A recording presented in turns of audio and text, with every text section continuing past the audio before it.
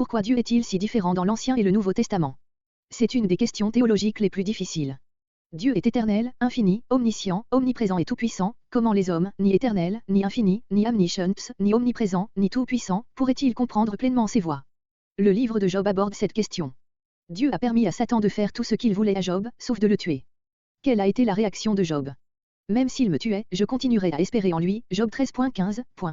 L'Éternel a donné et l'Éternel a repris. Que le nom de l'Éternel soit béni. Job 1.21. Job ne comprenait pas pourquoi Dieu avait permis ce qui lui arrivait, mais sachant que Dieu était bon, il a donc continué à lui faire confiance. C'est comme cela qu'il nous faut réagir, nous aussi. Pourquoi des malheurs arrivent-ils à des gens de bien?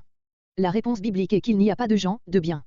La Bible dit de manière extrêmement claire que nous sommes tout marqués et souillés par le péché, Ecclésiaste 7.20, Romains 6.23, 1 Jean 1.8, Romains 3.10-18 dit sans équivoque, il n'y a pas de juste, pas même un seul, aucun n'est intelligent, aucun ne cherche Dieu, tous se sont détournés, ensemble ils se sont pervertis, il n'y en a aucun qui fasse le bien, pas même un seul, leur gosier est une tombe ouverte, ils se servent de leur langue pour tromper.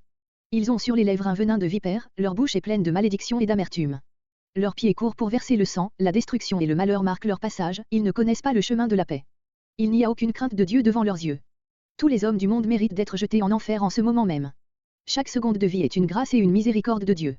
Même les pires souffrances que nous pouvons éprouver sur terre ne sont rien par rapport à ce que nous méritons, la damnation éternelle dans les temps de feu.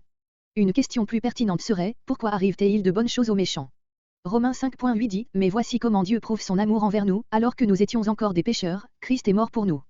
Malgré tout le péché et la nature mauvaise des hommes de ce monde, Dieu continue de nous aimer, au point de mourir pour prendre sur lui la punition de nos péchés, Romains 6.23, Si nous acceptons Jésus-Christ comme notre Sauveur, Jean 3.16, Romains 10.9, nous serons pardonnés et obtiendrons la promesse de la vie éternelle au paradis, Romains 8.1, Nous méritons l'enfer, mais nous recevrons la vie éternelle venant à Christ par la foi. Certes, des malheurs arrivent parfois à des gens qui ne semblent pas les mériter. Mais Dieu a ses raisons de le permettre, même si nous ne les comprenons pas.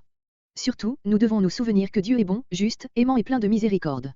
Il nous arrive souvent des choses que nous ne pouvons pas comprendre, mais, au lieu de douter de la bonté de Dieu, nous devons lui faire confiance.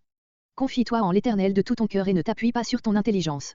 Reconnais-le dans toutes tes voies et il rendra tes sentiers droits, Proverbe 3.5-6.